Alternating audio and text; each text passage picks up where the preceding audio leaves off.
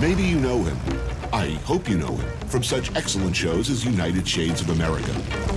Host, writer, comedian, W Kamau Bell.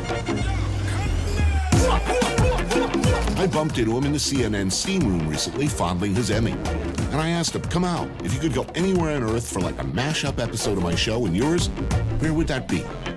He said, Kenya. So, here we are. United Shades Unknown, or Parts United. Scratch that. That doesn't sound good. America's Shadiest Parts. No, that doesn't work either. Unknown Shades. I took a walk through this beautiful world. Felt the cool rain on my shoulder. Found something good in this beautiful world. I felt the rain getting colder. Sha-la-la-la-la, sha-la-la-la-la-la, sha-la-la-la-la, sha-la-la-la-la.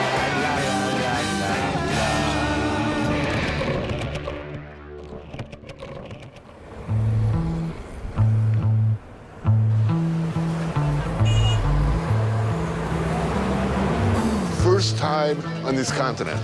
Yes, as a African American, there's a lot of talk about going back to this thing of the motherland. And it's a seriously radicalizing experience for African American comics who come here before. Yes, Life-changing, so we shall see. Even walking through the streets, like, I had this feeling of like when I moved from Chicago to Oakland, you hear about Oakland as being this black city, and you get there and it's like, okay, there's black people here, but it's not like, this is what I imagined Oakland was gonna be like. This is like this feels like this is black, you know?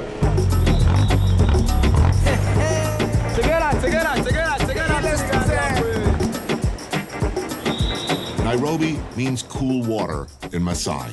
It's the capital of Kenya with 6.5 million people living in the metro area.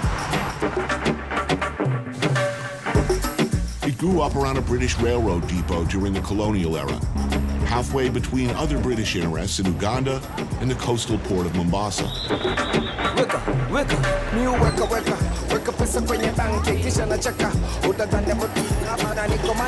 I will admit to a weird, frankly unlovely sense of been here, done that.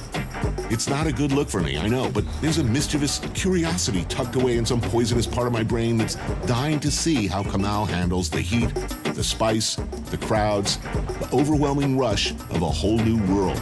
Because that's what it is first time. This ain't Berkeley.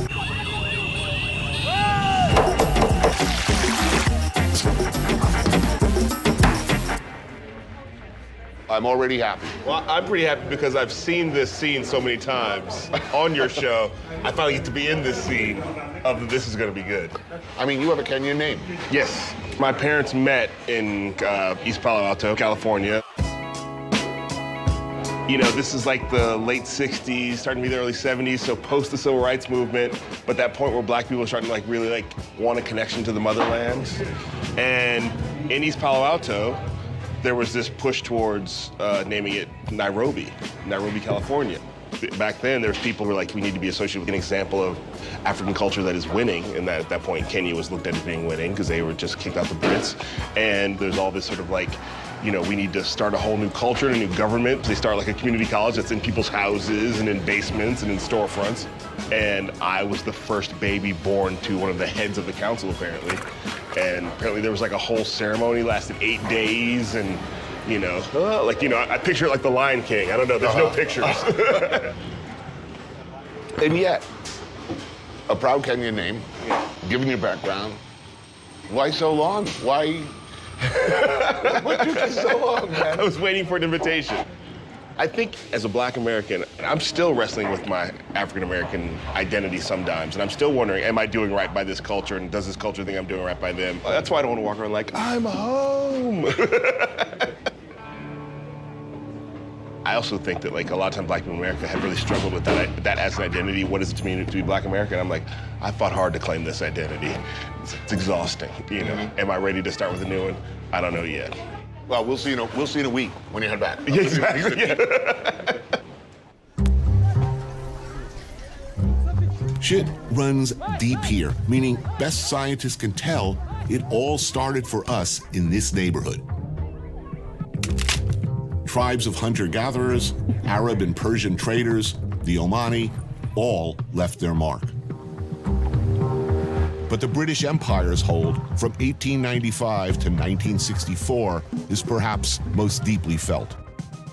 The British system of education, governance, justice, along with, to a certain extent, its values, were imposed on a native people and laid, for better and worse, much of the foundation for modern Kenya. It did abolish slavery, for instance. It did build a modern infrastructure. It was also completely and fundamentally exploitative, often violent, and, well, racist. Kenya existed to make white people from far away rich. But in 1963, Kenya won its independence and elected its first president, Jomo Kenyatta, and since that time has fought an uphill battle to shake the last vestiges of colonial rule while hanging on to what worked. Things are, by most accounts, going well. There is a growing middle class, a highly rated educational system, and an enthusiastic and multilingual professional sector, which is to say, this is decidedly not a shithole. It's dynamic, it's changing, and it's incredible. Kenya, by Kenyans, for Kenyans. But hurdles exist. Bizarre, almost surreal ones in this case.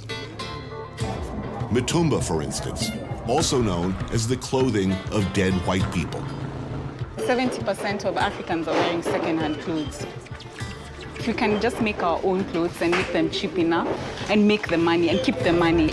And Jerry Gakira is the owner of Chili Mango, an all-Kenyan streetwear company. Melissa Mbungwa is a managing director at a creative consulting firm. As I understand it, there used to be 500,000 manufacturing jobs in Kenya, textile manufacturing. And there's now 20,000. Yeah. Before the 80s, we had a booming textile industry that could employ 500,000 people. But now in the 80s, when the World Bank introduced the free trade, we got all this second-hand clothes coming into the country. Here's how it works. Your pants or your t-shirt get old or boring. So, being a good-hearted soul, rather than throw them out, you drop them in a charity box, assuming they'll go to someone who needs them. But no.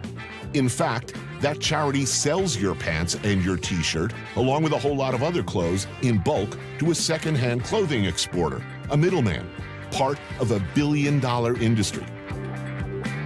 Exporters then sell your stuff by the container load to places like Kenya. Along the way, millions of dollars are creamed off in duties. The old clothes are then unpacked, sorted, and sold in markets throughout the country. This low-cost clothing option has absolutely crushed the domestic textile market. Now, some countries in Africa have said, wait a minute, this is not good for our employment situation. We're not going to let this stuff in anymore. What happened then? So America came and they told us that they would have trade sanctions against us. If you didn't take all this used clothes. Exactly, because of the free trade. It's pretty much oppressive. Yeah, it's neocolonialism. USA. Yeah. As screwed up as the whole situation is, people do love the availability of cheap clothes. And Toy Market is the place to go for what in New York City would be called vintage. A dense labyrinth of shops neatly organized by specialty. Honey, I brought all the Uggs back from Kenya. There's got to be something in your size. The challenge today is going to be finding footwear for Kamau's decidedly non-Kenyan feet. Not to mention mine. I need a half size up. Oh, nice. There we go. I had to come to the continent to find shoes that fit me. High five. High That's 10. right. Yeah. Let's just be clear, some rich, annoying American person who bought these, wore them twice, and then was like, ew, they're out of season. Yeah. Well, Debbie Harry's shirt is kind of cool. I will take this for sure. Well, here we go. Oh, nice. Oh, there, now we're talking.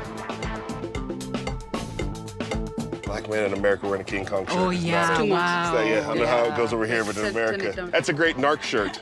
Right. That's a great, like, hey, kids. Anyone want to buy some acid? This is just weird enough and simple enough. That is pretty cool. I feel like I could tell, where did you get that shirt? I got it in Kenya. Yeah. Is there a realistic hope that the textile industry would come back? There is, to me there is. You know, China and South Korea, they didn't leave poverty or like stop being poor by importing second-hand clothes. They did it by building all these factories, being able to export the stuff that they're producing. So it has to happen the same way with us.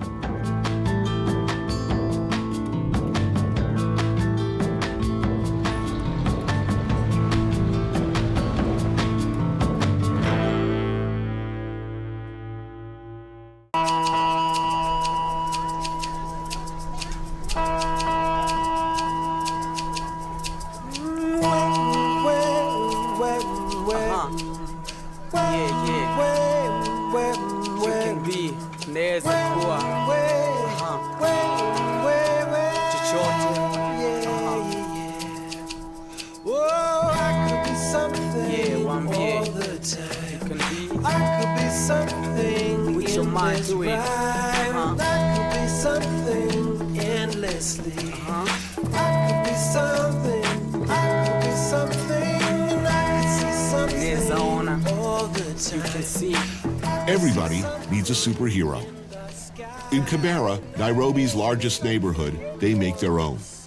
Part of a project run by the Maasai Mbili Art Collective, intended to empower kids who don't otherwise have much. There's a Swahili saying, it says, sanaa ni kioo cha jamii.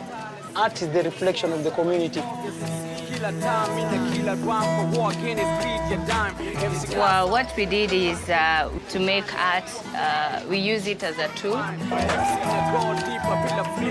So many stories have been told about Kibera.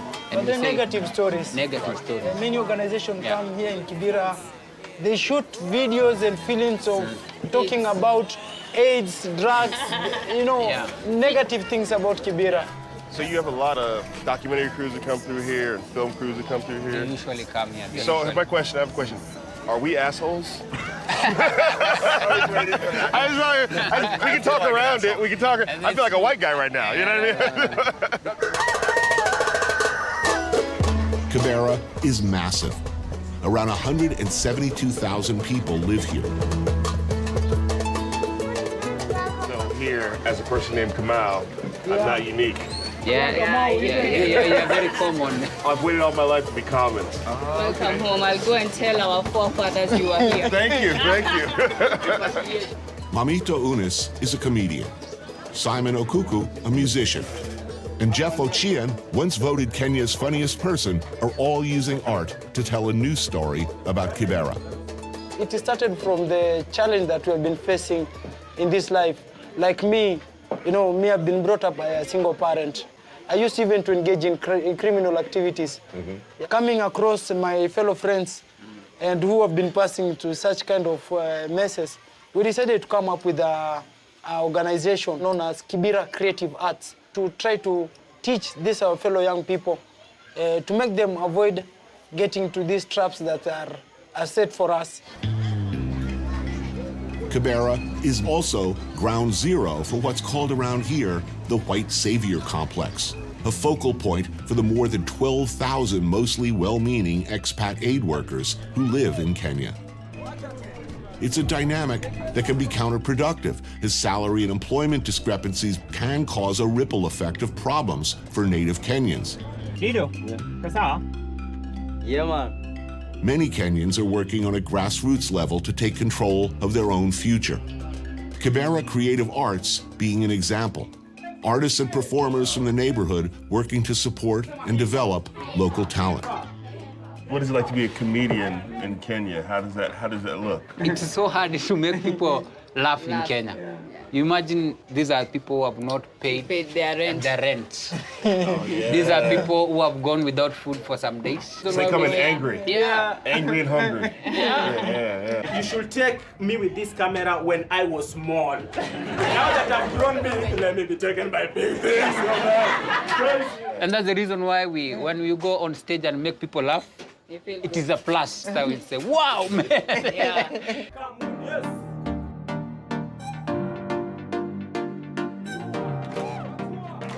I love to make more people happy because there's always ups and downs in life, but we will always laugh.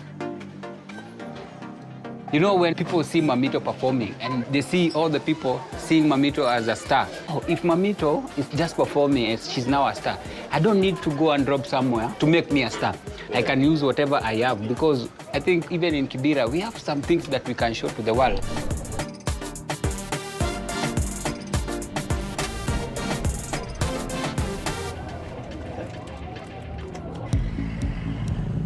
By regional standards, Kenya, Nairobi anyway, is particularly tolerant. Kenya has become a sanctuary of sorts for a number of diverse ethnic, political, and social groups. One such group with a steadily growing nucleus is the LGBT community. Not too long ago, a nearly unthinkable development. So you shall never know this pain or awkwardness, when I'm doing shows in the States. I often find myself, so, what's it like being black in America? Now you will share my pain. What's it like being gay in Kenya? Oh, yes. Kawera Murichia, Malcolm Muga, and Awora Nyango are members of To Revolutionary Art Love, a gay art collective. Kevin Washiro is a writer and journalist. So how free can you be? Like, are there places in Kenya where you can walk around holding hands with your partner? You could try, And Are there places you could go where it's not an experiment? No, I think at all points it's an experiment. Well, so where's the threat from? Where is it most dangerous? I think the violence is like from homophobes. All of it is based around like desire of the penis, right? So if you see two women kiss, it's hot because you think you can get in there. Yeah. So like, penis belongs there. Yeah. Oh, they're just one penis short. Yeah, they need me to help them out with the dick. Yeah. But if you're just in abundance. Yeah. And the violence against lesbians always comes in the part where men realize, oh, they're not attracted to me. Much of the news concerning gay rights on this continent continues to be pretty grim. It should be pointed out that even being gay is still illegal here. But in February of 2018, the Kenyan National Gay and Lesbian Rights Commission filed suit to strike down sections of the laws, arguing, the obvious, that they violate basic human rights. What happens next? Well, a lot of people are holding their breath. If the law's overturned, what are the larger implications? If we win this case, I'm happy and scared at the same time. Yes. Yeah. Why scared? Backlash, obviously. It will happen. There will be people who will be attacked. Yeah. I mean, we're moving to an extreme end of freedom. Yeah. And there'll be hate. I mean, I want it to happen so bad. Yeah. If it happens for us, it'll be inclusion for every other minority in this country.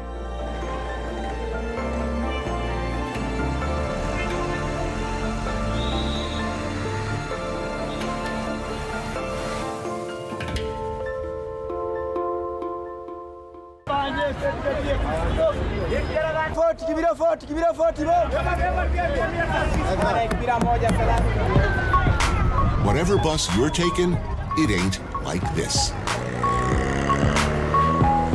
Crosstown traffic just got a little bit wilder and more fun if you're riding the friendly skies of a Matatu.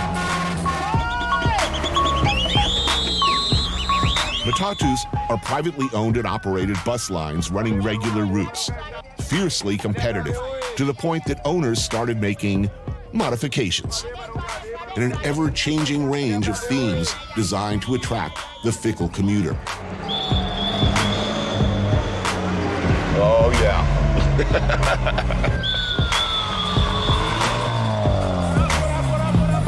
not subtle. All right, let's do it, man. Culminating in buses like this. Mad Max, a rolling, post-apocalyptic, seizure-inducing party bus. Just the thing you need after a hard day's work.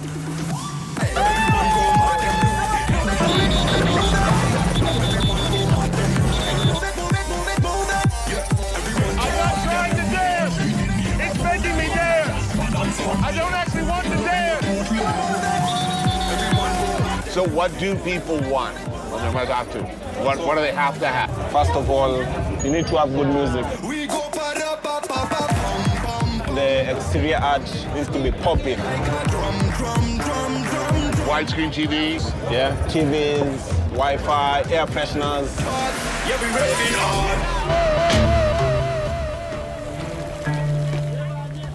Beers and goat's head soup, a global classic. Slow cooked, well, goat's head. My companion, Mr. Bell, unaccustomed as he is to the ways of Africa, is new to this dish. And I don't want to sound all Colonel Mustard, but I eat this shit for breakfast by now. You know what I mean? I hear the words goat head soup, and I think, oh, yeah, it'll be meat from the goat's head in a soup. Oh, no, goat head. I didn't expect to actually see a full-on head of a goat. Brian Wanjama Obiando is a blogger, photographer, and chronicler of the Matatu phenomenon. Lucia Alessandra Murato is a legendary conductor. Catherine Camboon is the owner of Mad Max. Honored guest. Honored guest. Yep. Is this I meeting right here? Salt. I generously reserve the best and most tender bits for my friend, as one does.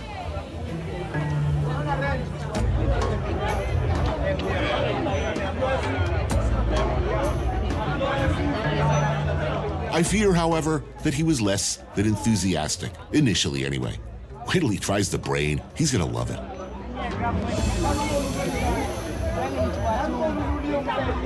That's my first eye. Yeah? That's my first. Right. Yeah. I knew I'd end up doing something like that with you. Get over with that. Well, so you own the business.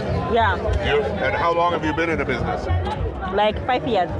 We want to get into the Matatu business in New York. Yes. And I'm thinking about some improvements. Yeah. We need a hot tub. This could reinvigorate public transportation as we know it.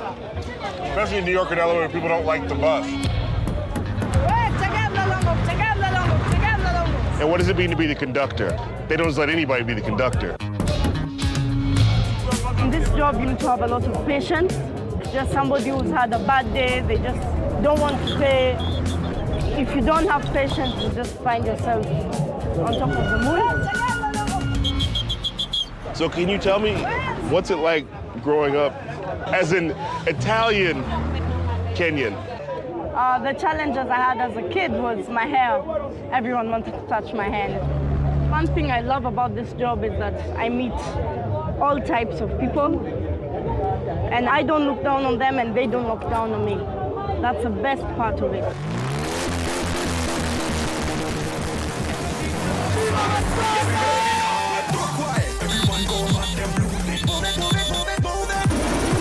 Just wait until New York City sees Kamau and my joint venture, the Wolf Blitzer.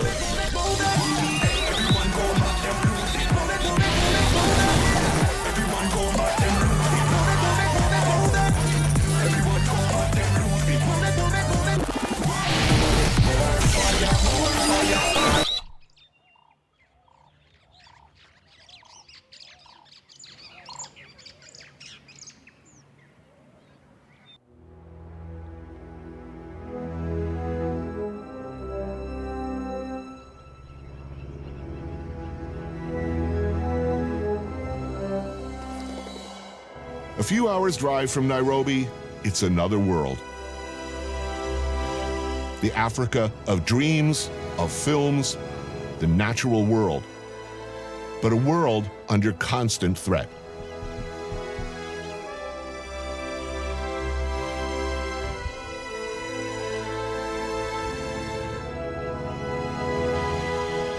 Lewa Wildlife Conservancy seeks to address the problem of keeping all this alive and safe without excluding or marginalizing the people who've lived here for centuries.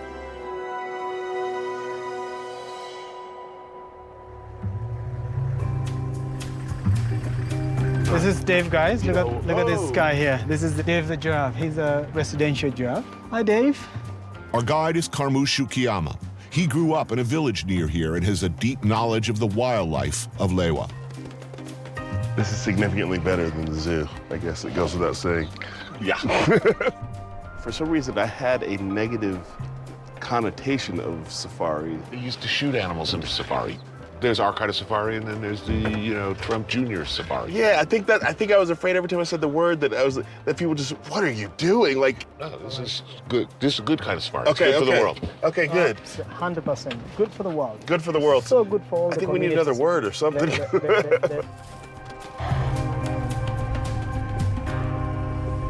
See an elephant? Where? Right there. Ouch. Oh, yeah. Jesus. Even if you see them in a zoo closer, they're behind bars, and it just doesn't feel connected. But I feel like we're right here. Yeah, he's actually going someplace. Yeah, exactly. Yeah, he's not just walking in a circle. He's actually got stuff to do.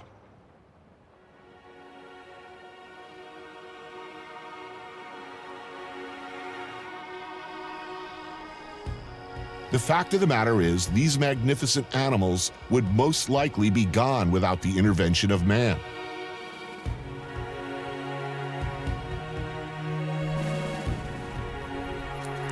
People pay a lot of money to come see these animals. Without that money, the overwhelming likelihood is that they would have been wiped out long ago, particularly this one. Whoa, what? That's a rhino. That's a fast rhino. Wow.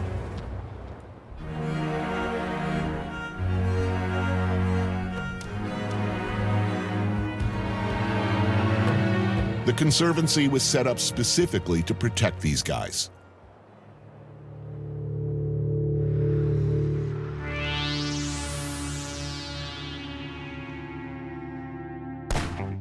Poaching is, of course, an ever-present danger to both the animals at Lewa and the people who look after them.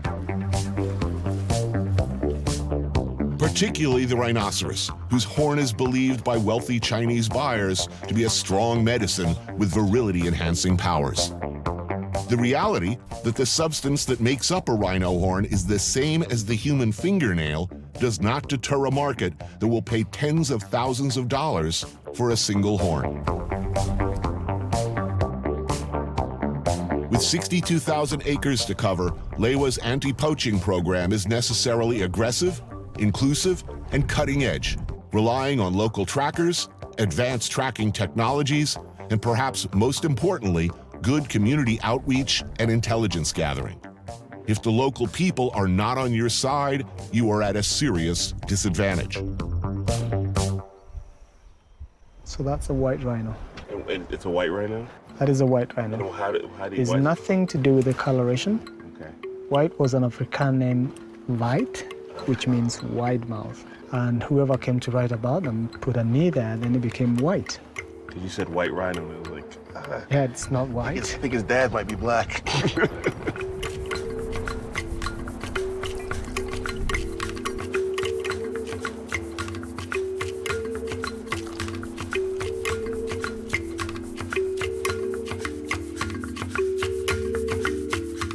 Does it look like you wanted it to look? Or expected it to look? I mean, no. I mean, I guess I don't know. I mean, I grew up as a kid, probably my first images of Africa were Tarzan, Mm-hmm. So I don't think I knew what Kenya, Africa was, What a shithole, right? I mean, what a shithole. I mean, the other thing I'm aware of too is that thing about like not wanting to feel like I have come home, Mm-hmm. And yet there is a sense that there is this diasporic connection, even though I did not come from Kenya, Mm-hmm. It's nice to have that connection, even if the frame that connection was built through was colonialism, It's the good part of colonialism. It brings people together.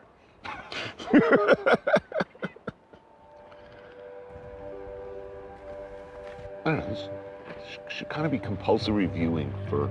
Yeah. Like, if you ever run for president, this should be compulsory. At the very least, I do think that a lot of perspectives will be opened up, a lot of minds will be changed.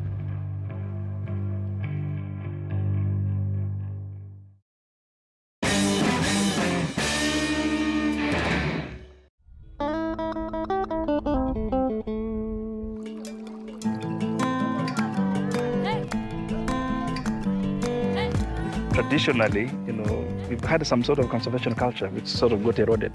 It's been with us. It's been with our forefathers. We just lost it somewhere recently, and we're trying to get it back. When you have traditional pastoral communities under intense and immediate pressure, trying to convince them that wildlife, which can, as in the case of one rhino or elephant, bring in life-changing amounts of money, it's a hard thing to convince them that it is in their long-term interest to let them live. Particularly when it was often wealthy white outsiders doing the asking. If you were very successful in managing this ex-cattle ranch as a conservancy, but wildlife across Kenya as a whole had no future, then to all intents and purposes, you just established a zoo. And so what Lewa's ethos has always been is to just show Kenyans that actually wildlife can have value and benefit.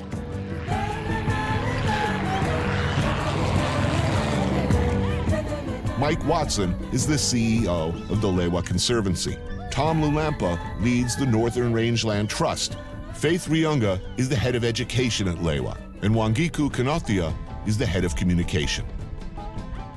You're responsible for a larger picture involving a huge challenge. First, the immediate needs of a lot of people, but also potential conflicts with the traditional way of life. How have you been able to do what you've been able to do? I was born and brought up in a very strong pastoral background.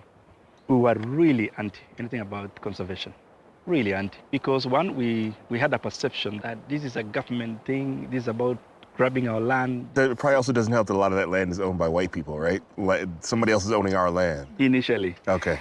There was also a perception that conservation is being driven by the whites. And so it's not about the communities, it's not about us, it's about them. But gradually we came to realize that the approach that was being introduced was a community approach.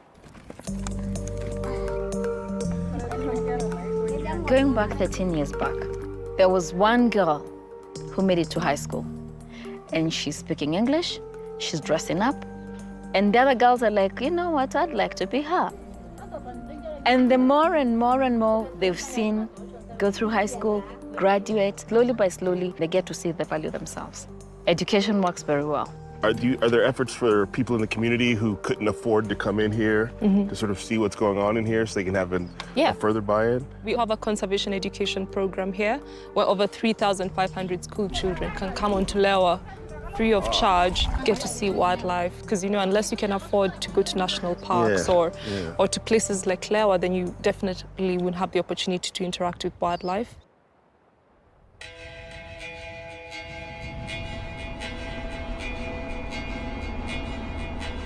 So we're headed towards the lions? Is that what we're doing right now? So now you can see at the peak, you can just see something sticking there. That's a lion sitting. Oh, yeah, I see, right next to the little tree. Wow. Whoa.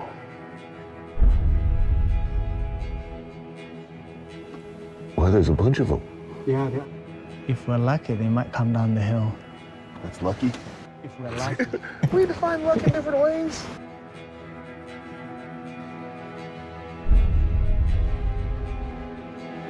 They seem to be having their eyes on something.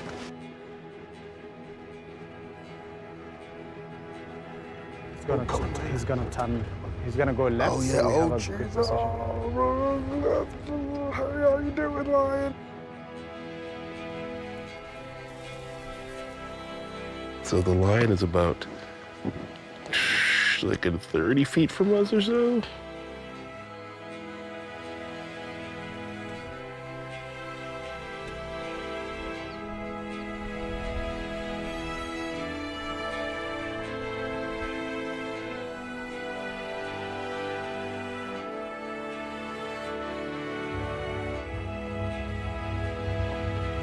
Look. Just my family, I love you. That's just in case.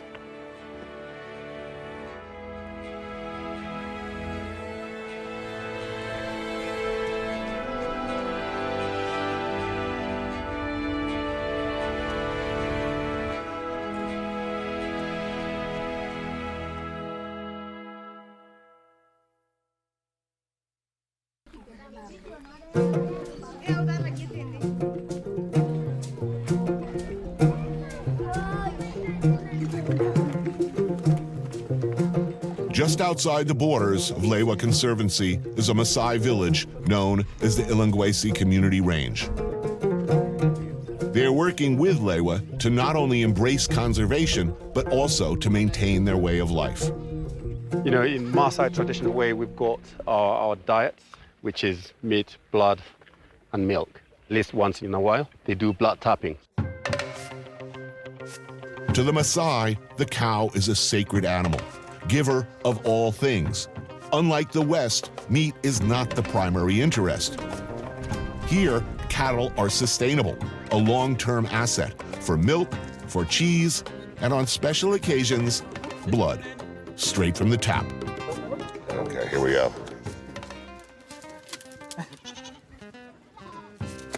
All right, well done. Annoying as hell for the cow, no doubt, but decidedly not fatal. It might, however, prove fatal for my colleague Kamau, who, unlike me, has never experienced this local beverage. A warm jet of arterial blood into the gourd. Add some thick, clotting milk, also from cow, shake, and down the hatch. Would you like to have a sip? Yes. Here we go.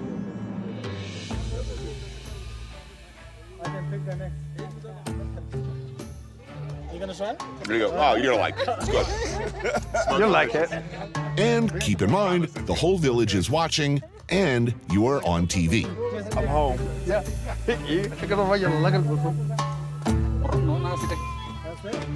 Makes you strong. Yeah. Well done. Thank you. Thank you.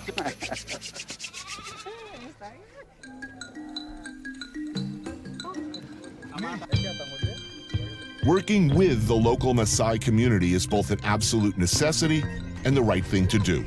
To displace and forever disrupt the people who've lived here forever in favor of animals that wealthy white people want to take pictures of would be hideous and unconscionable. This is happening elsewhere on the continent, but the people at Lewa and Ilangwesi are working very hard to find a better path.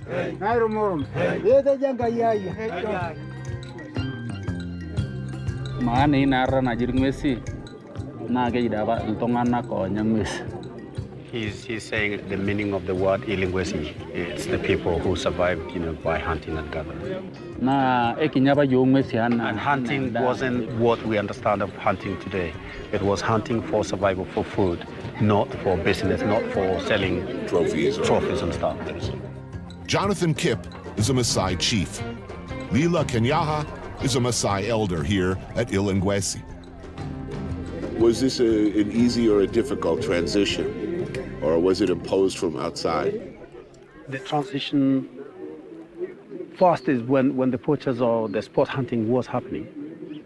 We think it was a Western idea, and we were not beneficiaries of it until when an idea came from Lewa and said, well, we can join wildlife conservation for the future of this land, for the future of the future generations. I think they did what we say, you know, teach a person how to fish instead of providing a fish. So they taught us how to fish. And from there, we are not being driven by Lewa anymore, or any white person or any NGO. Lewa is still a great, great neighbor. So we need each other. But we are not really dependent of each other anymore. We value the game, we value the animals, and we know where we're heading to.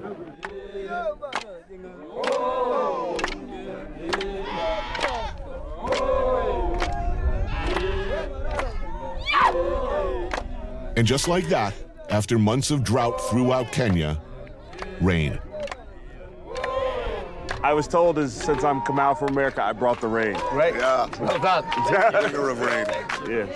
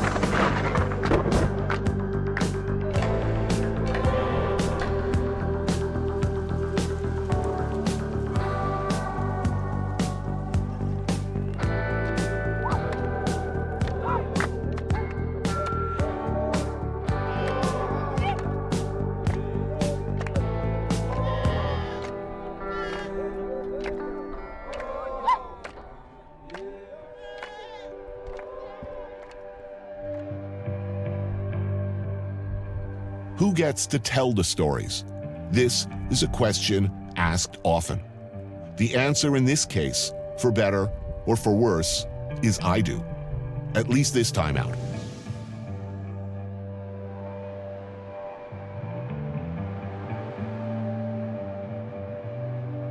I do my best. I look. I listen. But in the end, I know it's my story. Not Kamau's, not Kenya's, or Kenyans. Those stories are yet to be heard.